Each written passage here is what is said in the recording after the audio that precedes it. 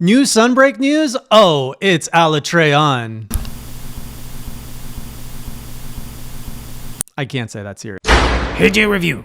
Welcome back, Classic Crew, to another Monster Hunter video as we get ready for the next chapter of Monster Hunter, the next chapter of eventually one of my adventures in Monster Hunter. Of course, we're going to be talking about Sunbreak, the latest news that came out last week. I'm a little bit late, but I'm always late to all the news and all the gameplay and everything. We should call it Hey J delays. Anyways, I just wanted to share everything, like out of everything that came out of that digital presentation last week.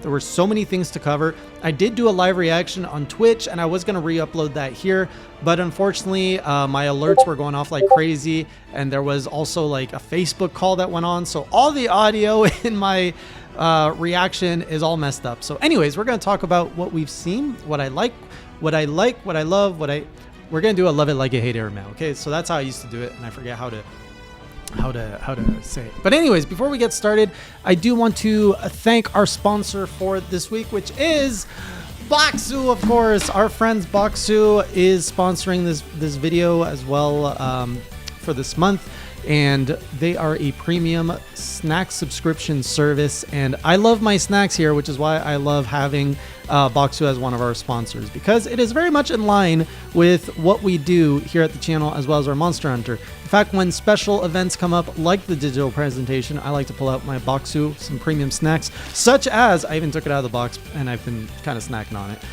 But I really like these handmade yuzu sake candy, and in fact this is a collaboration between Boxu and one of their partners, Demonji, and they make some exclusive candy. So this is stuff you can't even get in Japan if you were there. You can only get it through the premium subscription service. Now, if you don't know what Boxu is, no worries. It's a premium subscription service that comes out of Japan. They send you a box of premium snacks, not just any snacks, but some special snacks that you can really feel good and special about when you are consuming. And if you use my code HeyJ10, you save 10%. And that way you get to eat snacks at a discount, which is a pretty good deal. So while you watch your next Hey J video, maybe pair it with a nice Boxu snack box and some handmade yuzu sake candy, and you're going to be in for a good time. So thanks again to our sponsors for today's video.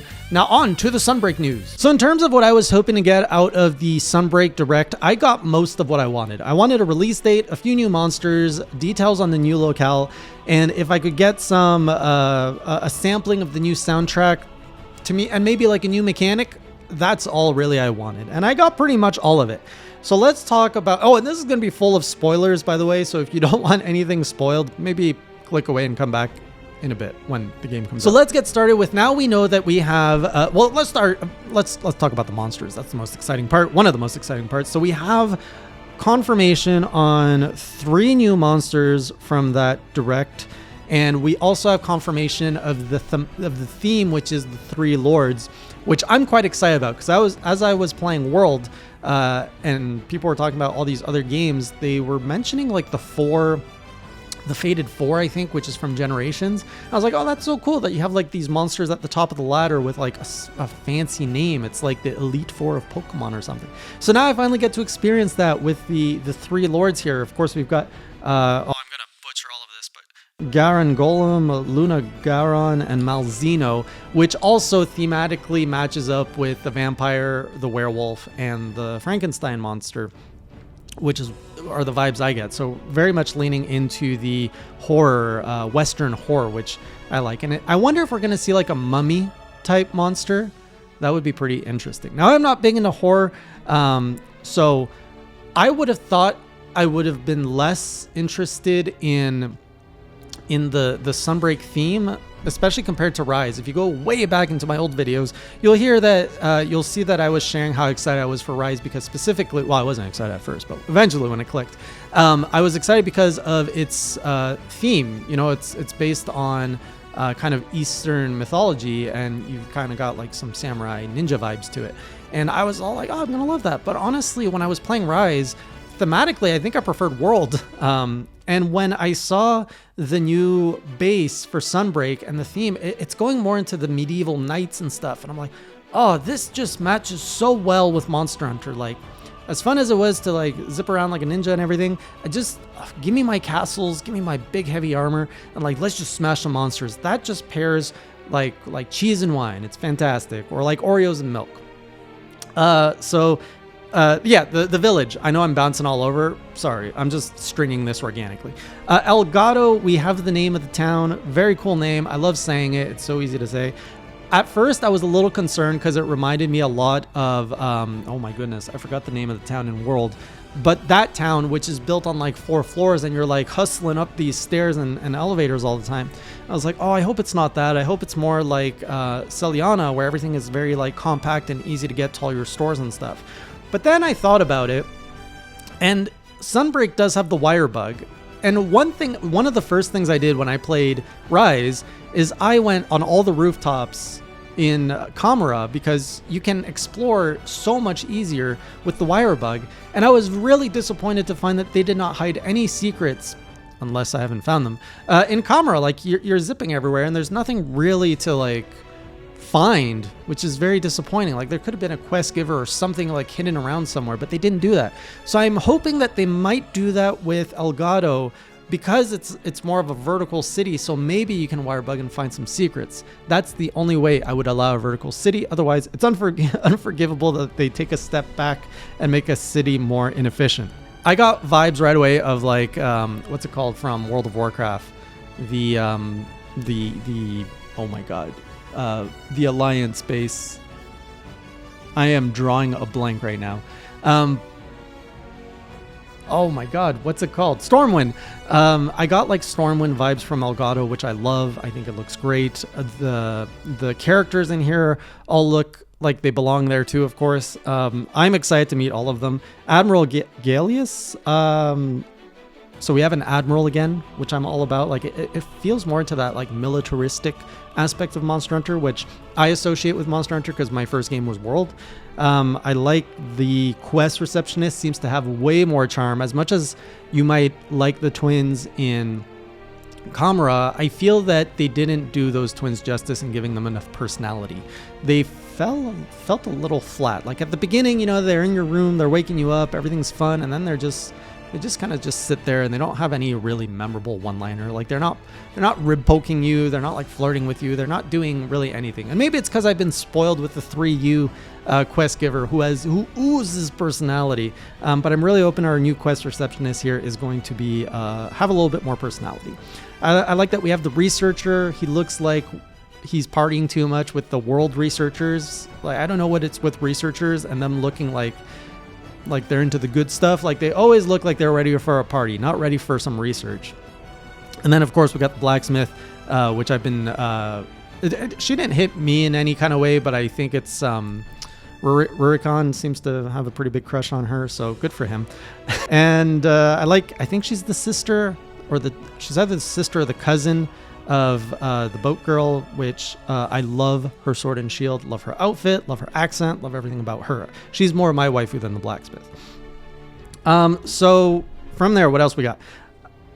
The new map that they showed, the Citadel, so excited for it. I mean, you get a freaking castle, there's like used Dragonators, you got the ice part of it. I think I'm going to love this map. It might be my favorite. Like when I compare it to everything else we got in Rise maps, super excited for this one. It looks like we're getting some new wire bug moves. There's one clip where it's a charge blade user. I hope I said that right.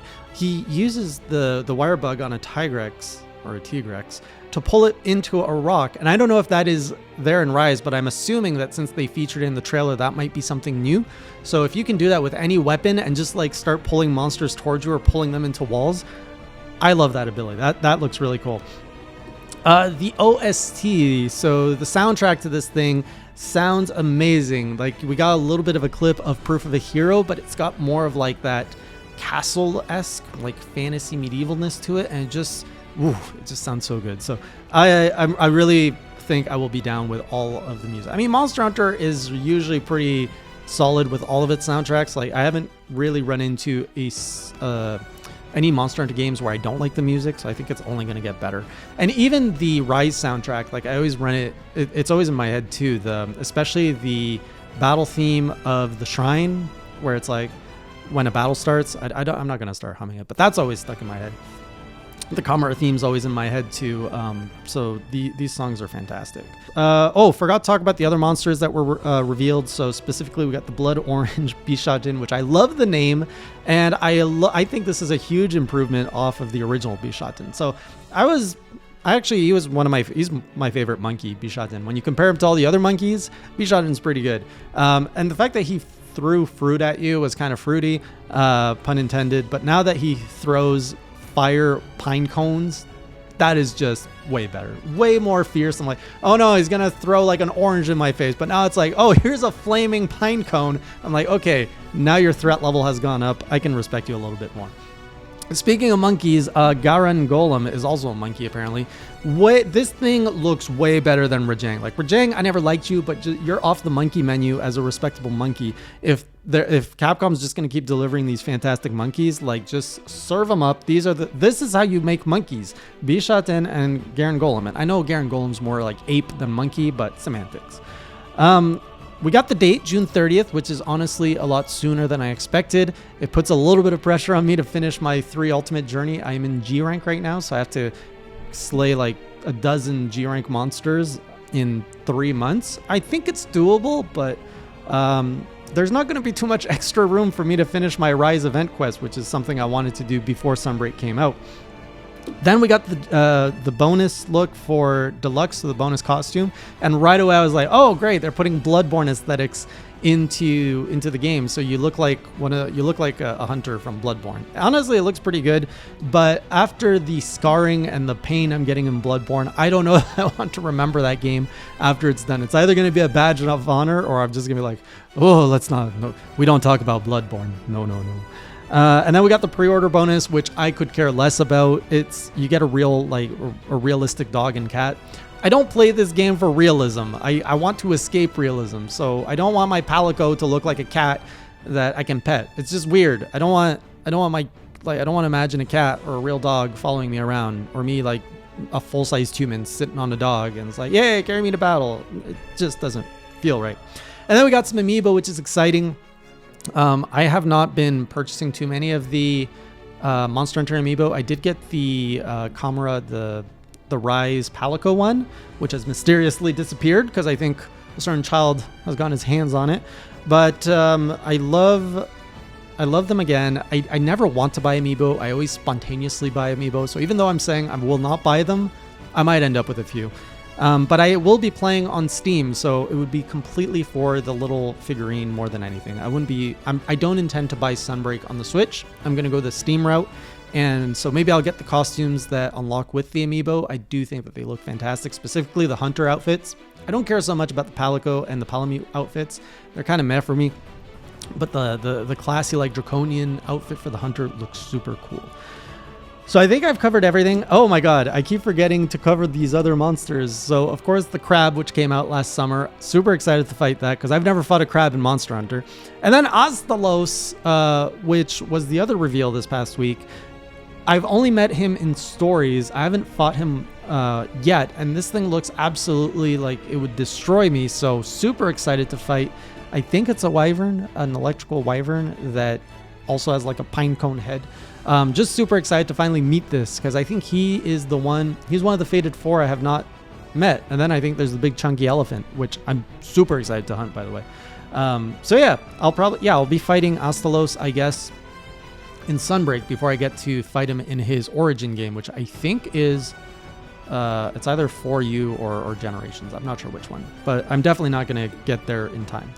So those are my thoughts. Let me know your thoughts. I guess I didn't really do the love it, like it, hate it meh as I had hoped for. Overall, I would say I loved everything I saw. There was definitely no mehs. I guess the meh was the pre-order bonus. There's nothing that I hated. And then, yeah, we could say some loves and likes between the thing, but overall, I really love what we're getting. Can't wait to play it. I don't think it'll ever recapture the feeling I got from playing World, but this game is going for a different vibe. So deep down, World was always my first game, and that's what I want more of, and I'm really hoping Monster Hunter 6 is going to deliver on that. But meanwhile, that doesn't mean I can't have fun with Sunbreak and Rise and the mechanics and the serving that they're offering here. So that's where I stand today. Looking forward to starting my Sunbreak journey in a couple months. And I will see you on stream or the next video. So until next time, keep it classy. Do, do, do, do, do, do, do, do, do, do, do, do, do, do, do, do, do. Subscribe.